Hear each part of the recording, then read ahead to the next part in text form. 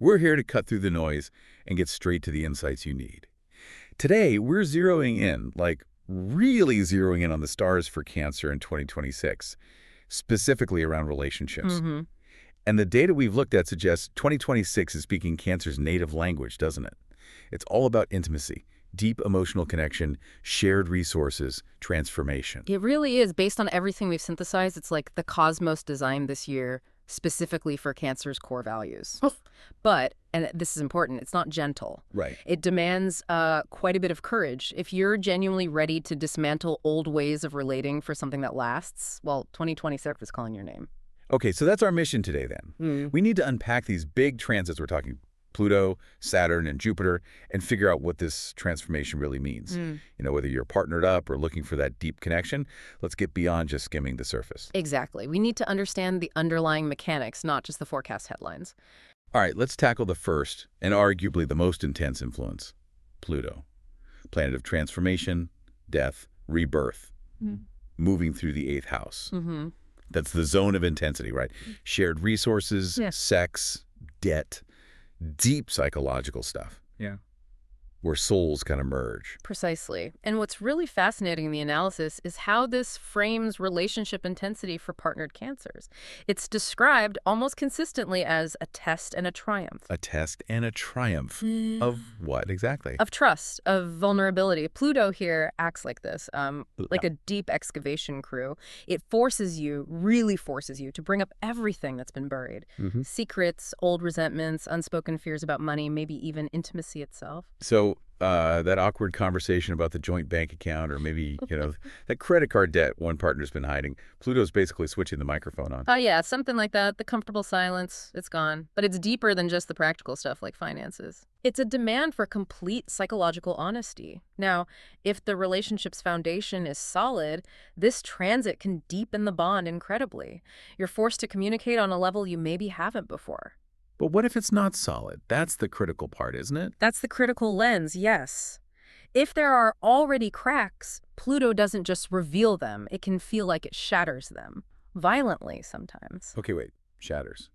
Is it always destructive then? Or is there a way to navigate that? Does the analysis show a path through? The core intention seems corrective, not purely destructive. It's pushing for a repair, but like from the studs up.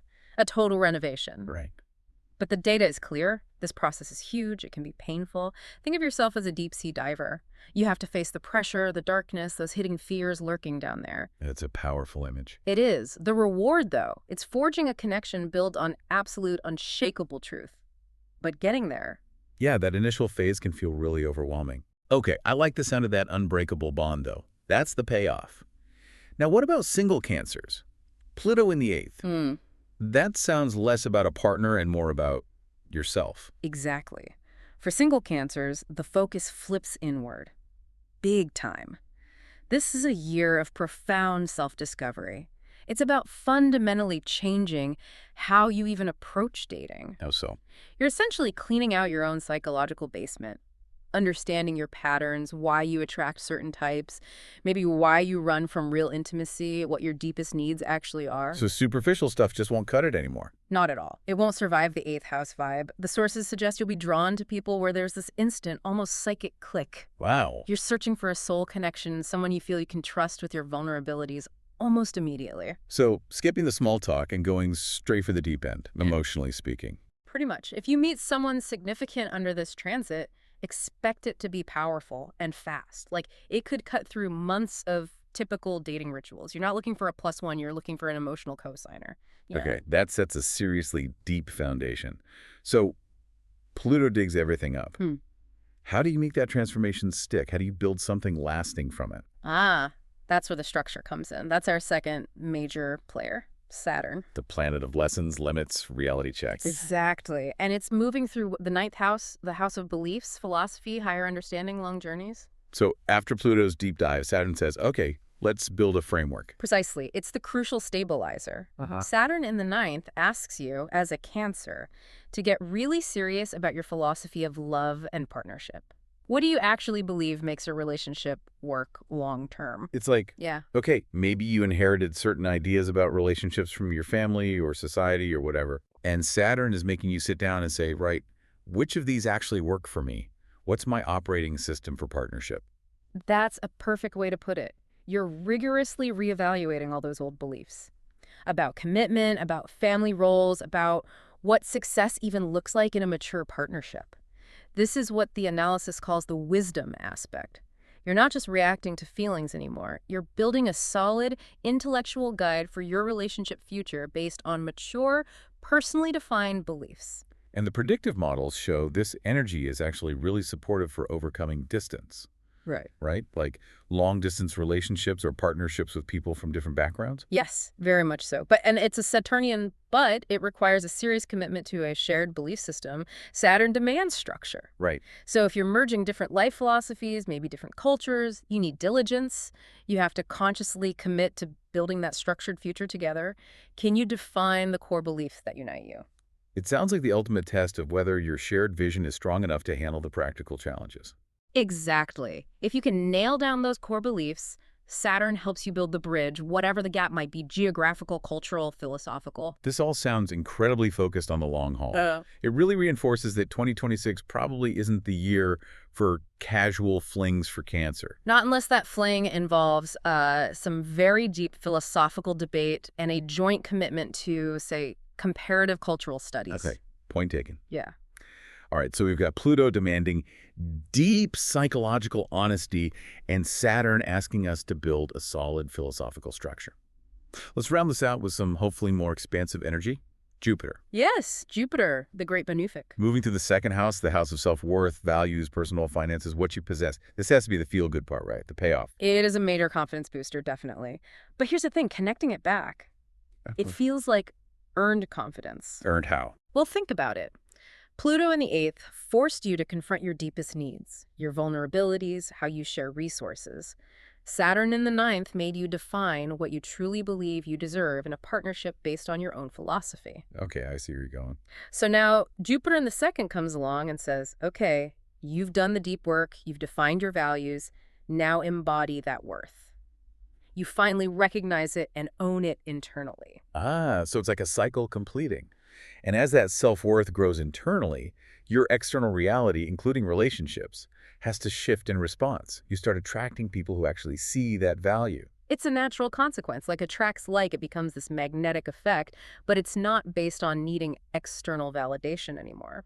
And the sources, they describe this confidence in a specific way, don't they? They do. It's very clear. It's not arrogance, not flashy. It's described as a quiet, solid confidence. That deep internal knowing that just says, look, I know what I bring to the table, and I won't settle for less than what aligns with my value. And interestingly, linking back to Pluto and the 8th house stuff, the data really highlights a connection between financial stability and emotional well-being during this Jupiter transit. Absolutely. They're deeply intertwined here. In fact, those potentially difficult financial conversations forced by Pluto earlier, they actually feed this Jupiterian confidence now. How so? When you feel secure in your own resources, when you feel abundant and stable financially, you approach partnership from a place of strength, not need. Right, not from a place of lack or desperation. Exactly. It makes you a more centered, more powerful partner. And guess what? That strengthens the overall security of the relationship itself. It's like the work you did managing shared resources earlier now amplifies your personal sense of value and stability. It all connects. Yeah. So if we pull it all together, these 3 big transits, 2026 is shaping up to be essentially a masterclass in true intimacy for Cancers. A masterclass, I like that. Yeah. Pluto demands the courage to go really deep. Saturn provides the framework, the sustainable philosophy for a shared life. And Jupiter validates your worthiness for the high-quality love you're actually building. So the bottom line is, you have to be brave enough to trust someone with your whole honest heart. No hiding. That seems to be the core message. You're kind of graduating beyond the, the storybook romance idea and stepping into the real, sometimes messy, but ultimately powerful territory of a genuine soul-level partnership. It's about integrity. Yeah. Structure, deep honesty. And the potential payoff, according to these charts, it's pretty much everything a Cancer could hope for deep down. Loyalty, security, enduring connection, love that feels absolutely true to who you are. Okay, this has been, Wow, a really deep dive today into some seriously high-impact energy. A lot to think about. And before we wrap up, just a quick reminder, if you found this helpful, please support the work we do.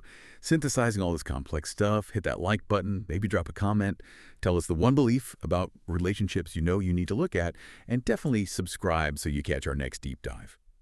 So here's a final thought we want to leave you with today, something to really chew on. If 2026 truly demands this level of honesty, this rebuilding of trust from the ground up, what's the single biggest emotional pattern, or maybe an old inherited belief, that you need to examine first? What needs to shift inside you to open your heart fully for this kind of transformation? Think about that one. We'll catch you next time on The Deep Dive.